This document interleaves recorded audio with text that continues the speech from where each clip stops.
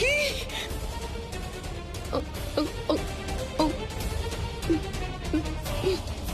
দাঁড়ান।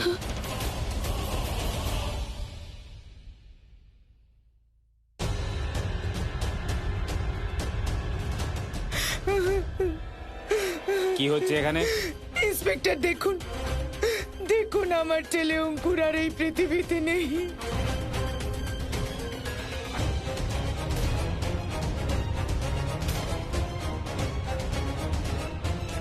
আমরা খবর পেয়েছি যে ওনাকে মার্ডার করা হয়েছে। মার্ডার? ইন্সপেক্টর, এটা এটা কি বলছেন আপনি? আগে হ্যাঁ, বিষ দিয়ে মারার চেষ্টা করা হয়েছে। ইন্সপেক্টর সাহেব, ওর তো বিদ্যুতের শক লেগেছিল। আমার ছেলেকে মার্ডার করা হয়েছে? না না, যদি সেটাই হতো তাহলে ডক্টর তো আমাকে বলতেন। আপনি আমাকে ডক্টরের নাম্বার দিন, আমি এক্ষুনি ওনাকে জিজ্ঞেস করছি। হ্যাঁ হ্যাঁ, ফোন করুন 9820084932। Hello, doctor Sharma here. আমি ইন্সপেক্টর যাদব কথা বলছি। আপনি কি আমাকে অঙ্কুর মিশ্রের রিপোর্টের ব্যাপারে কিছু বলতে পারবেন? আগে ওনার ব্লাডে পয়জন পাওয়া গিয়েছিল, আর আমি মিশ্র পরিবারকে বলেওছিলাম যে বিদ্যুতের শকে স্টমাকে পেন হয় না, কিন্তু জানি না কেন এখনো ওনারা অ্যাডমিট করালেন না। Thank you doctor. শুনে নিয়েছেন আপনারা সবাই। এবার আমাকে বলুন, উনি শেষবার কি খেয়েছিলেন, বা কেউ কি কিছু দিয়েছিল? আমি বলছি, সন্তোষী ওকে দুধ খেতে দিয়েছিল, আর তারপর ফলও সন্তোষী খাইয়েছিল। তাহলে তো ওনাকে গ্রেফতার করতেই হবে।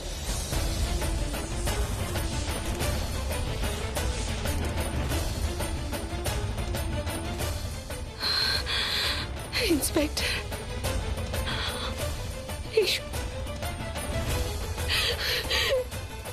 আমি কিচ্ছু করিনি। সন্তোষী, আমার ছেলে তোমার কি ক্ষতি করেছিল?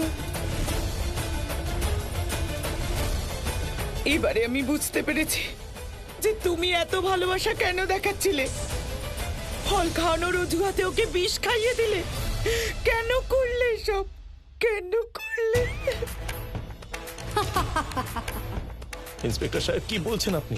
আপনার বুঝতে খুব বড় ভুল হচ্ছে, কারণ আমাদের সন্তোষী এরকম কাজ কখনোই করতে পারে না। বাবা, সন্তোষী কি করতে পারে আর কি না পারে এটা সবাই দেখছে। কি বলছো তুমি? আপনি দেখছেন তো ইন্সপেক্টর? দেখুন, ভুল বোঝাবুঝি হোক বা চক্রান্ত, সেটা তো পোস্টমর্টমের পরেই জানা যাবে। আপাতত আমাদের ওনাকে অঙ্কুর মিশ্রের খুনের অভিযোগে গ্রেফতার করতে হবে।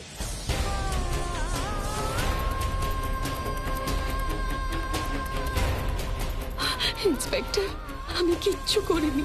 সরি ম্যাডাম, সব প্রমাণ আপনার বিরুদ্ধে, আমরা কিচ্ছু করতে পারবো না। অ্যারেস্টার। ইন্সপেক্টর, ওকে ছেড়ে দিন। ও এরকম করতে পারে না, ও কিছু করেনি।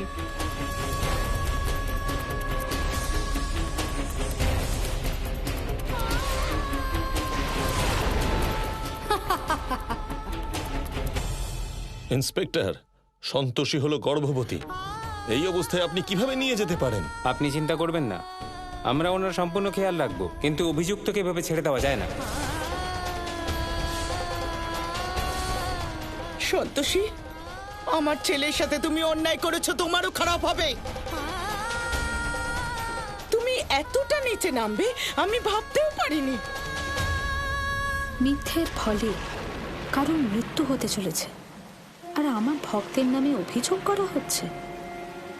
এটা আমি কিছুতেই হতে দেব না।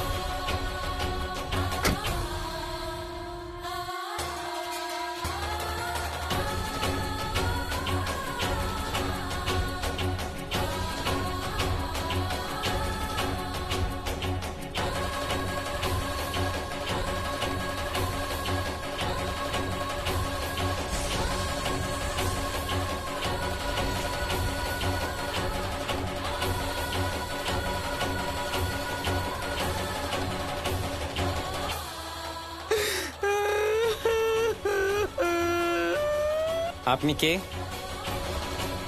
আমি দেব হসপিটাল থেকে ডক্টর শান্তি।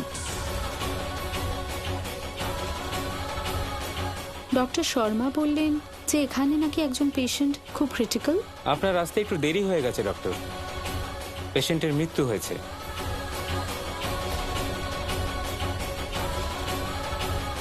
দেখুন, আমাকে একবার আমার তরফ থেকে চেক করতে দিন। দাঁড়ান, আপনি লাশে হাত দিতে পারবেন না। আমরা ওনার দেহ পোস্টমর্টমের জন্য নিয়ে যাব। আপনি কি ওনার চেক আপ করেছেন? করেননি তো? তাহলে আপনি ওনাকে কিভাবে ডেট ডিক্লেয়ার করতে পারেন?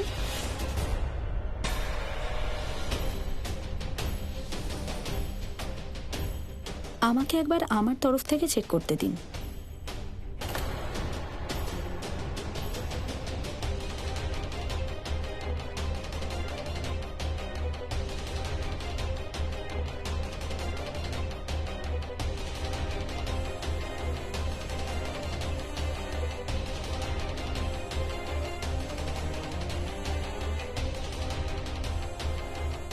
ও মারা গেছে, আর কি হবে ডক্টর?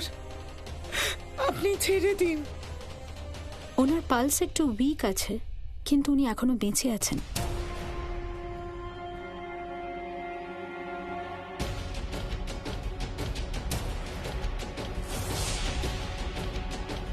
ওনাকে বাঁচানো সম্ভব।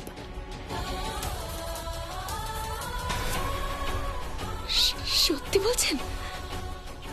ডাক্তারবাবু, আমি ওর নিঃশ্বাস চেক করেছিলাম আর তা থেমে গিয়েছিল। ওনার নিঃশ্বাস থেমে গিয়েছিল, কিন্তু ওনার মস্তিষ্ক কাজ করছে। তার মানে ওনাকে বাঁচানো যেতে পারে।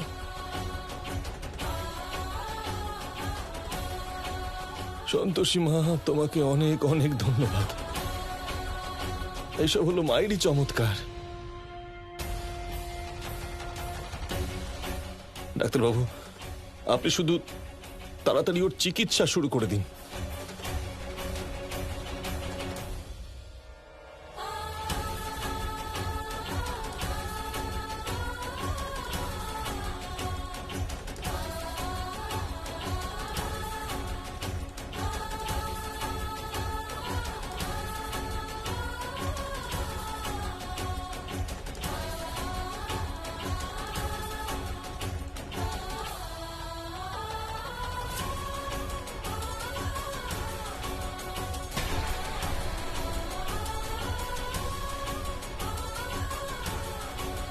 অঙ্কুর বাবু, এই ইনজেকশন আর এই ওষুধের জন্য ওনার পালস নর্মাল হয়ে গেছে, কিন্তু আপনারা ওনাকে হসপিটালে অ্যাডমিট করে দিন, যাতে ওনার পরবর্তী চিকিৎসা হতে পারে। অঙ্কুর তো মরে গিয়েছিল, তাহলে ও বেঁচে গেল কি করে? কারোর ভাগ্য বদলে দেওয়া অন্য কারোর পক্ষে সম্ভব না। আই এম সরি, আমাদের জন্য আপনাদের যা সমস্যা হয়েছে সেই জন্য। আমরা তো শুধু আমাদের কাজ করছিলাম। চলো।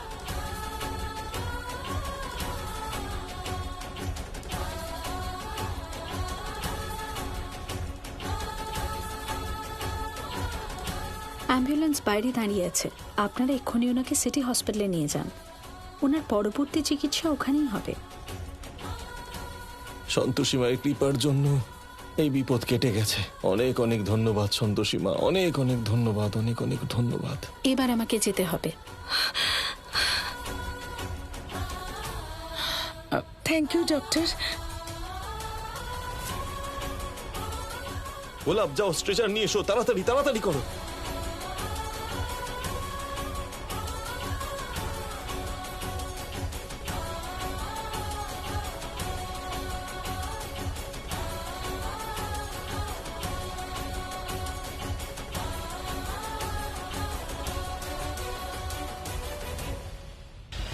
দেবী সন্তোষী, এটা আপনি উচিত করলেন না।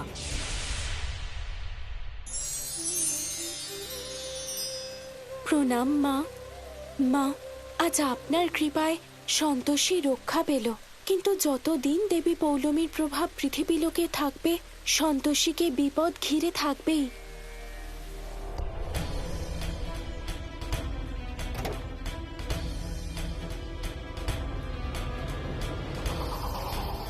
কাকা আমিও যাই?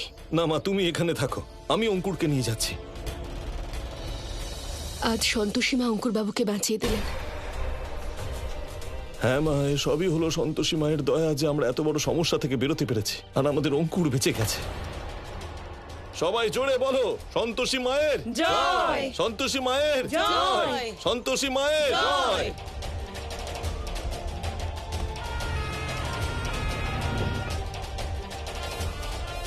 আজ সন্তোষী মায়ের আশীর্বাদে অঙ্কুর বাবু বেঁচে গেলেন। সত্যি আমার তো মনে হয় যে দেবী মা ডাক্তারের রূপ ধরে এসে আমাদের সাহায্য করেছেন।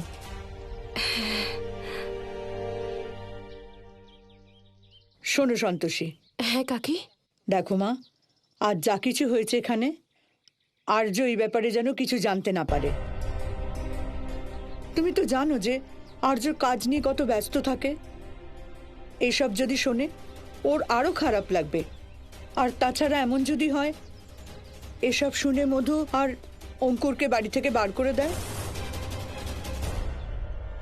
তুমি তো জানো মা ও তোমার কষ্ট সইতে পারে না। সন্তোষী, সন্তোষী আমায় ক্ষমা করে দাও। কি করছেন আপনি মধু ম্যাডাম? অঙ্কুরের শরীরটা খুব খারাপ হয়ে গিয়েছিল, তাই আমি ঘাবড়ে গিয়েছিলাম। তোমায় উল্টো পাল্টা বলেছি সন্তোষী, কিন্তু আর্য যদি এটা জানতে পারে তাহলে প্লিজ সন্তোষী আর্যকে বলো না। আচ্ছা কোনো ব্যাপার না, আপনি আগে উঠে দাঁড়ান। আমি বুঝতে পারছি আপনার কি অবস্থা হয়েছিল। আপনি নিশ্চিন্তে থাকুন, আমি আর্য স্যারকে কিচ্ছু বলবো না। Thank you Santoshi, thank you so much. আমি জানি তুমি খুব বিচক্ষণ সন্তোষী, তোমার মতো বউ খুব ভাগ্যবানেরই জোটে। আচ্ছা সন্তোষী, তুমি মানে রিঙ্কুকে কি এমন বলেছো বা শিখিয়েছো যে ও এত ভালো হয়ে গেল? সেরকম কিচ্ছু না, শুধু জীবনের সাথে জড়িত দু চারটে কথা শিখিয়েছি, ছোট ছোট। যেমন অন্যের দোষ সবসময় পরে দেখতে হয়, আগে এটা দেখা উচিত যে আমরা নিজেরা কতটা সৎ। হয়তো এই কথাটাই ওর মনে দাগ কেটে গেছে, আর আজকাল সব কাজে ও সততার প্রমাণ দিচ্ছে। এটা তো সত্যি খুব ভালো জিনিস শিখিয়েছো তুমি, খুব ভালো লেসন দিয়েছো। তাই? তাহলে আপনি নিজে কেন মানেন না এইসব কথা? আমি কি অন্যায় করেছি? কিছুই তো করিনি। তাই? তাহলে ঠিক আছে, নিজের বুকে হাত রেখে বলুন তো, আপনি যে কোম্পানিটা কিনছেন তাতে কোনো বেইমানি নেই? এক ভাই আরেক ভাইয়ের থেকে লুকিয়ে কোম্পানি কেনা বেচা করছে, সেটা তো এক প্রকারের বেইমানি, তাই না? কি হলো? কি হলো মানে? তুমি সবসময় আমার পিছনে কেন পড়ে থাকো বলো তো? আরে কতবার বুঝিয়েছি এটা হলো আমার বিজনেস। বিজনেসে একটা পলিসি থাকে, চিটিং আমি না ওর ভাই করছে। আর যদি কোম্পানি আমি না কিনি তাহলে অন্য কেউ কিনবে। এটা হলো বিজনেস। আমি এখানে বিজনেস করছি, আর বিজনেসে শুধু প্রফিট দেখতে হয়। তোমার ওই ছেলে ভুলোনো কথাবার্তা চলে না, ঠিক আছে? এটা তো সেই একই ব্যাপার হলো, যে বিষ নিয়ে ব্যবসা করে সে শুধু নিজের কথাই ভাবছে। উল্টো দিকের মানুষরা বাঁচলো না মরলো তা নিয়ে তার কিচ্ছু যায় আসে না। এটা কেমন ব্যবসা? আমি তোমার সঙ্গে তর্ক করতে চাই না সন্তোষী, কোনো তর্ক করতে চাই না। Please just shut up, enough is enough. আর হ্যাঁ, এরপর থেকে আমার বিজনেসের কোনো রকম ব্যাপারে তুমি কোনো কথা বলবে না, নয়তো আমার থেকে খারাপ কেউ হবে না।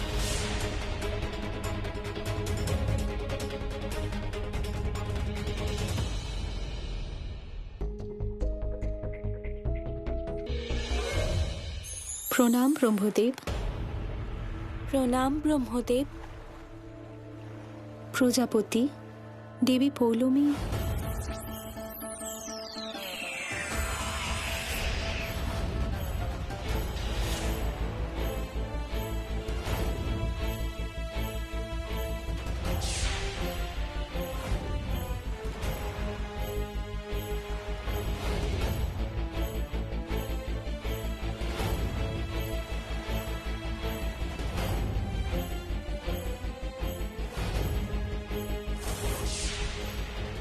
প্রজাপতি, দেবী পৌলমী আবার পৃথিবীলোকে গিয়ে আমার ভক্তদের বিরুদ্ধে ষড়যন্ত্র করছেন। ওনার উপর শাস্তির কোনো প্রভাব পড়েনি। দয়া করে আপনি ওনাকে সতর্ক করে দিন যাতে উনি এমন না করেন। দেবী সন্তোষী, আপনি দেবী পৌলমীর ওপর অত্যন্ত গুরুতর অভিযোগ আনছেন। আমিও দেবসভাতে ওনার থেকে এই বিষয়ের উত্তর অবশ্যই চাইব।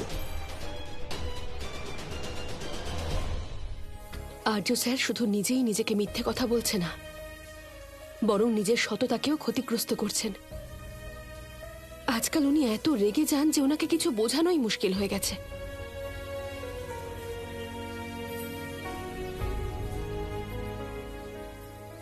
ম্যাম ম্যাম, আমি জল দিয়ে দেবো?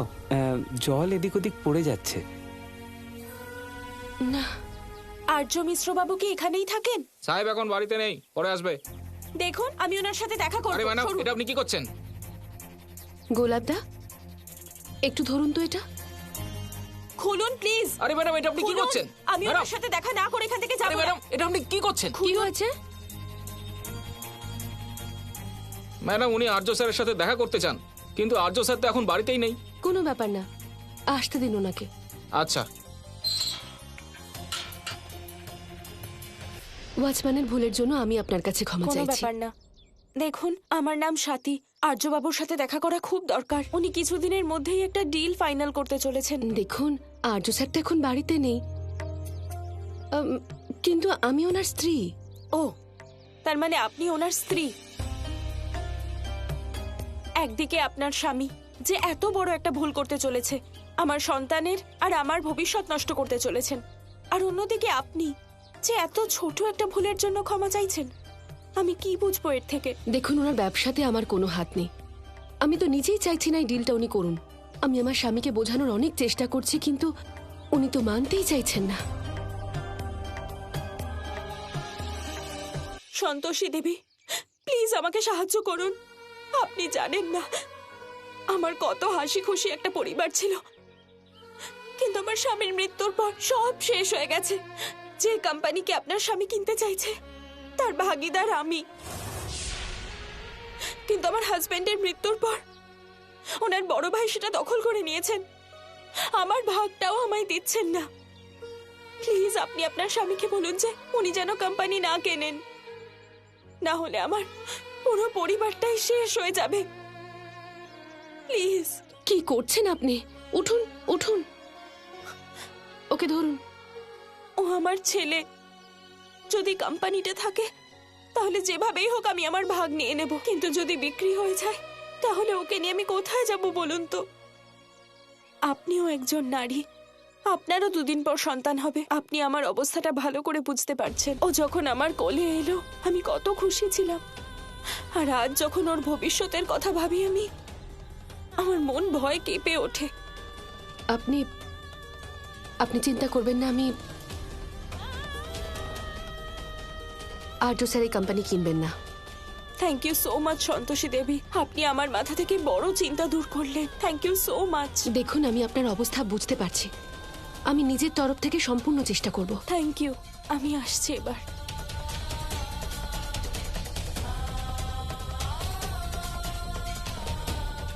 দিদি, এই মহিলা কে ছিলেন? 2 ভাইয়ের মধ্যে একজনের স্ত্রী, যার স্বামীর কিছুদিন আগেই মৃত্যু হয়েছে। কোন 2 ভাই? ওই যে যাদের কোম্পানি আর্য স্যার কিনছেন। আর্য স্যার বিরাট অন্যায় করছেন। বুঝতে পারছি না তোমরা সবাই মিলে আর্য স্যারকে বোঝাচ্ছ না কেন। দিদি, কিন্তু জিজু সব লিগ্যাল ফর্মালিটিস গুলো শেষ করে ফেলেছে, আর এই কোম্পানি এখন খুব প্রফিটও করছে। অ্যান্ড ওয়ান মোর থিং দিদি, আমরা এই ডিলটা খুব রিজনেবল রেটে ক্র্যাক করছি। তোমরা সবাই নিজের নিজের লাভ দেখছো, তাই না? কিন্তু ওই মহিলার কি হবে, যার সদ্য স্বামী মারা গেছেন? মাথার ওপর থেকে স্বামীর হাত সরে গেছে, বা ছাদটাও চলে যাবে।